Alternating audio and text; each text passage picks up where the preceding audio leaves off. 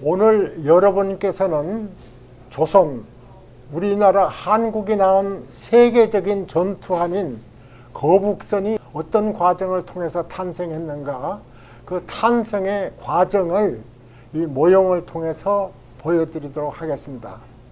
지금 보시는 이 배는 기본적으로 우리나라 13대 임금인 명종대왕 때 일본 왜구들을 물리치기 위해서 왜구들이 칼 들고 기어오르기를 하지 못하도록 한다는 뜻에서 배를 엄청나게 크게 만들었습니다. 그래서 이 배가 크고 높아졌습니다. 그래서 이 배가 조선의 이제 주력 전투함이 됐습니다. 이 전투함은 이순신 장군께서도 가장 애용한 사실은 전투함입니다. 그러나 이 배를 뭐라고 그랬냐면은 이름을 판옥선이라고 붙였습니다. 왜 판옥인가? 갑판 위에 장대, 집이 올라가 있다는 뜻입니다.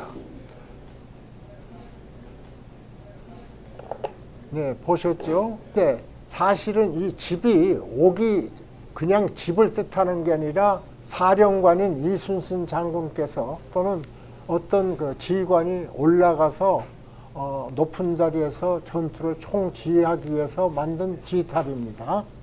이순신 장군이 전라좌수사가 되셔서 여수에 부임하고 보니까 명종 당시 개발했던 판옥선보다도 배가 훨씬 커져 있는 것을 발견을 했습니다.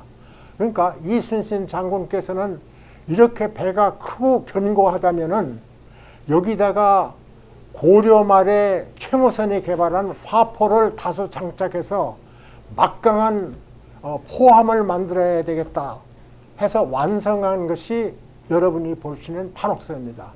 보시다시피 한쪽으로 화포가 6개 있고 다른 쪽에도 또 6개 있고 앞에가 2개 또는 1개가 있고 뒤도 2개 또는 1개가 있으니까 통상 15 내지 16, 7 이렇게 화포를 많이 실었다는 얘기입니다. 이순신 장군이 훌륭한 부분은 바로 이 판옥선을 세계 역사상 처음으로 함포함으로 개발을 했다는 것입니다. 이렇게 많은 함포를 장착할 수가 없었어요, 그 당시에. 근데 배가 커졌고 밑이 평평해서 진동을 잘 견디는 것을 착안을 하시고 이순신 장군께서는 이 판옥선에다 화포전을 시작을 하신 겁니다. 이것이 임진왜란에 일본군을 꼼짝도 하지 못하게 만든 결정적인 그 아이디어였습니다. 이 판옥선은 우리가 잘못 알고 있는 부분이 있습니다. 거북선이 하도 유명하다 보니까 거북선이 주력 전투함인 줄 아는데 아닙니다. 판옥선이 조선 수군의 파워, 힘을 과시한 주력 전투함입니다. 임진왜란 때 판옥선이 160척 정도 있었던 데 비해서 거북선은 돌격한다. 맨 처음에 적탄을 뚫고 들어가서 적장의 그 선박을 공격하는 돌격선으로 쓰는 특수용으로서 3척밖에 없었습니다. 이렇게 볼 적에 판옥선이야말로 조선 해군의 주력 전투함이었다. 이런 것을 알 수가 있고, 이 판옥선은 임진왜란 기간에 우리 조선, 명나라, 중국, 일본 3국을 합해서 가장 강력한 전함이었습니다.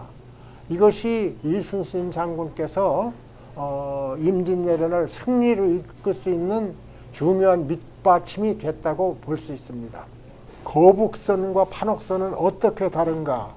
사실은 지금 이 상장 아래까지는 거북선이나 판옥선이 똑같습니다. 뿌리가 같다 이렇게 보시면 됩니다.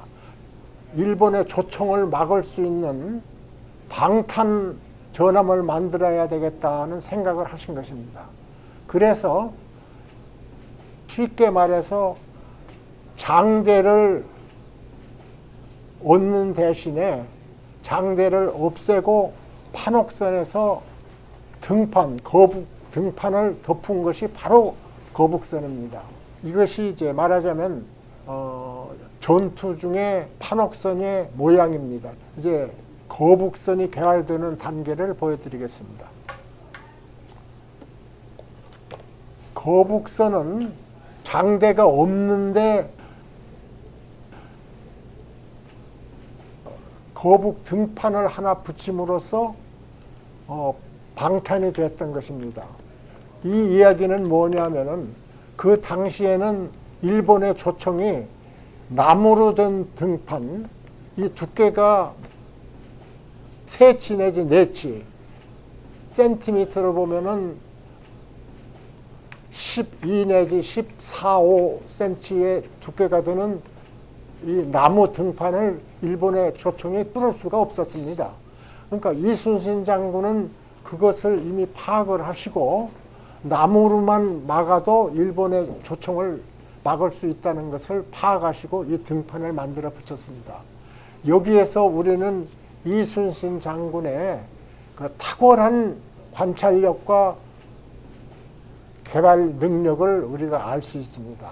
거북선이 얼마나 훌륭한 전투함인가 하는 것은 멀지 않은 2016년에 미 해군연구소 기관지인 USNA 뉴스가 세계 7대 전함을 선정해서 발표하면서 거북선을 거기에 포함시켰습니다.